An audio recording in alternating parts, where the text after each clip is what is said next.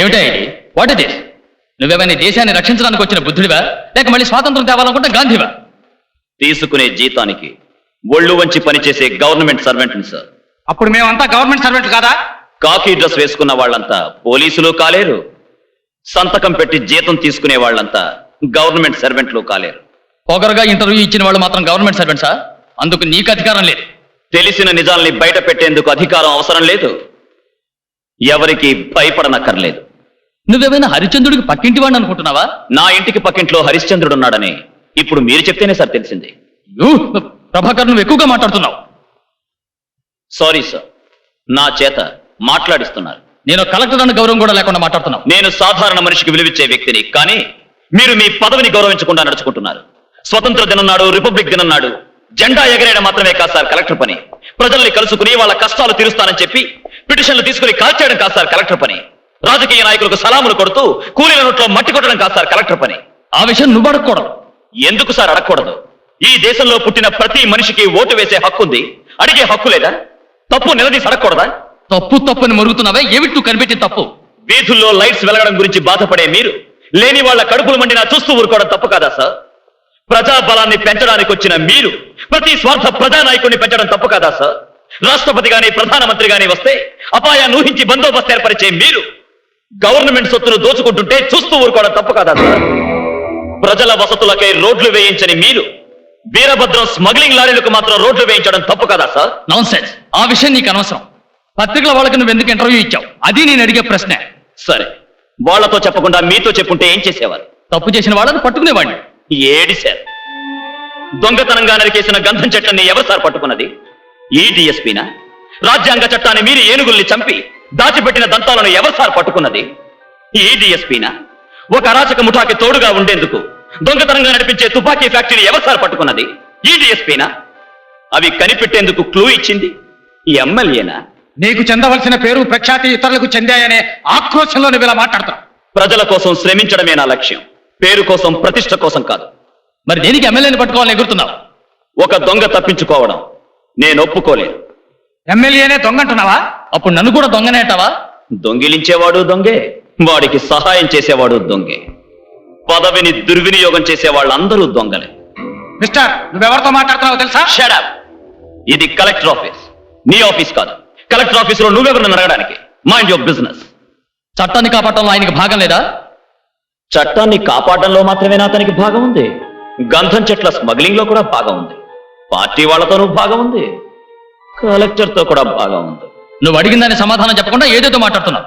మీరు అడగాల్సిన ప్రశ్నలు వదిలేసి ఏవేవో అడుగుతున్నారు. వీరభద్రం అనుచరుడు రాజయ్యని పట్టుకున్నావే, వాడెక్కడ? నా భద్రతలో భద్రంగా ఉన్నాడు. ఒక నేరస్తుని పట్టుకుంటే పోలీసులకు అప్పగించాలి. నీ దగ్గర ఉంచుకోవడానికి పవర్ లేదు. నాకు పవర్ ఉంది. ఎవరిచ్చారు? నేనే తీసుకున్నాను. రాజయ్యని వెంటనే నాకు అప్పగిస్తావా లేదా? వీల్లేదు. చట్టాన్ని కాపాడేందుకు ఇప్పుడే నేను నిన్ను అరెస్ట్ చేయగలను. ధర్మ న్యాయాలను కాపాడేందుకు ఏదైనా నేను చెయ్యగలను. ఏం చెయ్యగలను? నా మీద చేయి వేసి చూడు. వేస్తే లీగల్కు లీగల్, ఇల్లీగల్కి ఇల్లీగల్, రక్తానికి రక్తం, ప్రాణానికి ప్రాణం. రెడీ ఆ డిఎస్పీ? కలెక్టర్ గారు, ఆయన తెల్లమొహం వేసుకుంటే ఆయన అడుగుతావేంటయ్యా? Yes, give the line. Hello. Yes sir, yes sir. అది పత్రికల వాళ్ళకి మేము ఇవ్వలేదు సార్. Yes sir, yes sir, yes sir. Okay sir. Power అంతా నేనే తీసుకున్నానన్నావే, మొత్తం పవర్ చేతిలో ఉన్నవారు నిన్ను రమ్మంటున్నారు. ఎవడు తెల్లమొహం వేస్తున్నావు? నిన్ను ముఖ్యమంత్రి గారు రమ్మంటున్నారు.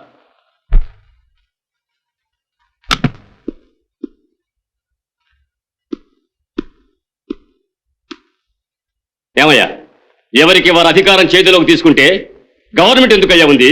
మేమంతా ఎందుకున్నాం? ఇచ్చిన పని సవ్యంగా చేయాలనే ఉద్దేశం నీకు కొంచెం కూడా లేదే. నేను మీ ముందుకొచ్చి నిలబడ్డానికి కారణం ఇచ్చిన పని సవ్యంగా చేసినందుకే సార్. ఏమిటయ్యా సవ్యం? నీ ఇష్టానికి రాజకీయ నాయకుల ఇంటర్వ్యూ ఇస్తావా? గవర్నమెంట్ అనేది పార్టీ కాదు, అడ్డమైన వాళ్ళు ఇంటర్వ్యూ ఇవ్వడానికి. అడ్డమైన వాణ్ణి కాని అరాచకాన్ని అడ్డుకున్న వాణ్ణి, ఐ మీన్ చట్ట విరోధంగా ప్రవర్తించిన వాళ్ళని అడ్డుకున్న వాణ్ణి, కళ్ల ముందు అన్యాయం చేసే వాళ్ళని అడ్డుకున్న వాణ్ణి, రాజ్యాంగానికి ద్రోహం చేసే వాళ్ళని అడ్డుకున్న వాణ్ణి. నువ్వు మాట్లాడేదంతా కరెక్ట్ గానే ఉంది. పద్ధతులు లేకుండా నడుచుకోవడం తప్పు. కలెక్టర్ని గౌరవించకుండా ఇంటర్వ్యూ ఇవ్వడం తప్పు. పోలీసుల్ని గౌరవించకుండా వీరభద్ర అనుచరుని దాచడం తప్పు. వాళ్ళు కలెక్టర్ గాను డిఎస్పీ గాను ప్రవర్తించుంటే నేను విలువిచ్చేవాణ్ణి. కానీ కలెక్టర్ వీరభద్రానికి బావమరిది గాను డిఎస్పీ వీరభద్రానికి మావయ్య గాను నడుచుకుంటున్నారు. పోయే పోకడ చూస్తే నేను వీరభద్రం బాబాయ్ చెప్పేలా ఉన్నావే. మీరు నన్ను నమ్మకపోతే నేను అలాగే అనుకోవాల్సి వస్తుంది. నువ్వెందుకు ఈ విధంగా మాట్లాడుతున్నావో నాకు బాగా తెలుసు. వాళ్ళు వీరభద్రానికి కావలసిన వాళ్ళని నువ్వే ఊహించుకుంటున్నావు. కాదు సార్, నా దేశమాత మీద ఒట్టేసి చెప్తున్నాను. వీరభద్రం పెరగడానికి, వాడి మీద ప్రజలకు భయం పెరగడానికి వాళ్లే కారణం. వాళ్ళను పట్టుకునేందుకు క్లూ ఇచ్చిన వ్యక్తుల మీద దొంగ కేసులు బనాయించి వాళ్ళ బ్రతుకులు చేర్చేదే పోలీస్ డిపార్ట్మెంట్. కాపాడమని కాళ్ల మీద పడి అందించే పిటిషన్స్ ను కుప్పదట్లో విసిరిపారేసి అవహేళన చేసేవారే కలెక్టర్. ఎవరో ఒకరిద్దరు చేసిన తప్పు వల్ల మీకు, మీ గవర్నమెంట్ కు చెడ్డ పేరు రాకుండా ఆపు చేయడం నేను చేసిన తప్పుని మీరు అనుకుంటే ఆ తప్పు నేను రోజూ చేస్తాను. ఎవరెవరు తప్పులు చేశారో నీ దగ్గర ఆధారాలు ఉన్నాయని పత్రికల ఇంటర్వ్యూ ఇచ్చావు. అవి నా చేతికి ఇవ్వు, నేను చర్య తీసుకుంటాను. ఇంకొక విషయం చెప్తే తప్పుగా అనుకోరుగా? చెప్పు. నేనిచ్చే ఆధారాలు బయటకు తెలిస్తే మీ గవర్నమెంటే పడిపోవచ్చు. నేను ఓట్లు వేసిన వాళ్ళను అమాయకులు చేయడానికి సీట్లో కూర్చోలేదు. ప్రజల్ని వెర్రివాళ్లుగా తలచి ఏం కావాలన్నా చెప్పొచ్చు, చెయ్యొచ్చనే రాజకీయవాదిని నేను కాను. పదవిలో ఉన్నా సరే లేకున్నా సరే నా ప్రజలంతా తలెత్తుకుని బతకాలనే భావం, కృషి ఎప్పుడూ ఒకేలా ఉంటుంది. గవర్నమెంట్ పడిపోయినా సరే కంగారు పడిపోను, కలవరము పడను. ఎందుకంటే పదవిని నేను ఒక భుజం మీద వేసుకునే టవల్గా భావించేవాడిని. పాలకపక్షంలో ఉండే కంటే ప్రజల హృదయాల్లో ఉండాలని ఆశించేవాడిని నేను.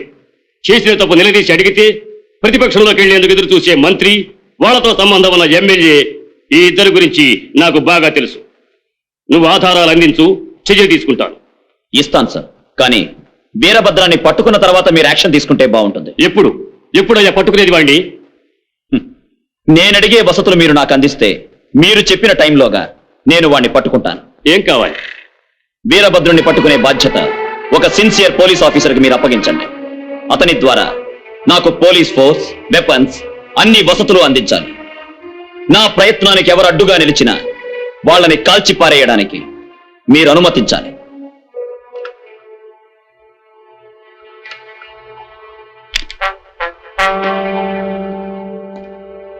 మిస్టర్ ప్రభాకర్, వీరే నువ్వు కోరిన నిజాయితీ గల అధికారి. వీరభద్రానికి సంబంధించిన అన్ని విషయాలు ఇక మీదట నువ్వు వీరితో చర్చించవచ్చు. మీ ఇద్దరికీ గల సంబంధం మరే అధికారికి తెలియదు, తెలియను కూడదు.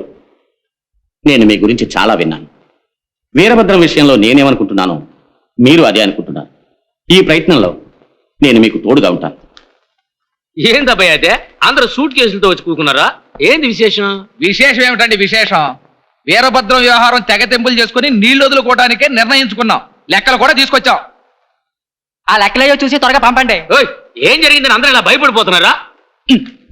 ఏం జరిగిందా? ఇక్కడికి వచ్చే పోయే వాళ్ళంతా పోలీసులా ప్రవర్తిస్తున్నారు. వీరభద్రతో సంబంధం ఉందని మమ్మల్ని వ్యాన్ ఎక్కించి చింతపల్లి అడవుల్లో వదిలేస్తారు. మా పెళ్ళం బిడ్డలో నడిగిలో నుంచోవాలా? వీధిలో నుంచోవాలా? వీరభద్రం మనుషులైతే విచారణ లేకుండా ఉరికమ్ము ఎక్కిస్తారని జనం చెప్పుకుంటున్నారు. అయ్యా, ఇదిగో అకౌంట్. వీరభద్రం దగ్గర మనం ఎన్ని గంధం చెట్లు కొన్నాం, వాటిని ఎన్ని లక్షలుగా అమ్మాం, ఆ డబ్బును ఏం చేసామో అన్ని వివరాలు దీనిలో ఉన్నాయి. ఏందబ్బాయి ఏంది ఇదే? మీ అబ్బాయిలు ఉసుకులు పుచ్చుకాలని తీసుకొచ్చినవే. అయ్యో, భయంలో ఏం చేస్తున్నానో తెలియక ఇంటి లెక్కలేవో వీరభద్రం లెక్కలేవో తెలియక తీసుకొచ్చాను. ఇవ్వనండి, నన్ను వదిలేయండి బాబోయ్. ఓయ్ రాజు, నాతో ఇన్ని సంవత్సరాలుగా ఉన్నవే, నువ్వు కూడానా? నీకేమైందయ్యా? నన్ను వదిలేయండి బాబు. ఈ చిన్న పెట్టిలోనూ 2 కోట్లు లెక్కలుంటే ఆ పెద్ద పెట్టిలో ఎన్ని కోట్లు లెక్కలు ఉన్నాయో ఏమిటో. పదండి బాబు, పదం మనం. ఓ అబ్బాయా,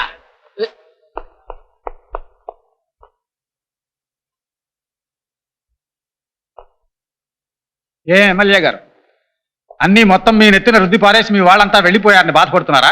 ఏందయ్యా నన్ను మాత్రం ఇరికించేసి నువ్వు తప్పించుకోవాలని చూస్తున్నావా? అదంతా ఏం లేదు. వీరభద్రానికి, రూలింగ్ పార్టీకి, అపోజిట్ పార్టీకి ఎటువంటి సంబంధాలున్నాయనేది ప్రభాకర్ ఖరాఖండిగా పత్రికలో ఇంటర్వ్యూ ఇచ్చాడు కదా, అది చూసి మీ వాళ్ళంతా జడిసిపోయారు. దీనంతటికీ కారణం వీరభద్రం కుడి చెయ్యిగా ఉన్న రాజయ్యే. ప్రభాకర్ వాడిని పట్టుకున్నాడు. వీరభద్రుడి తర్వాత రాజయ్యకే ఈ రహస్యాలన్నీ తెలుసు. వాడే ఇవన్నీ చెప్పుండాలి. వాడిని తీసుకొచ్చేస్తే ప్రభాకర్ చెప్పిన దానికి సాక్ష్యాధారాలే ఉండవు.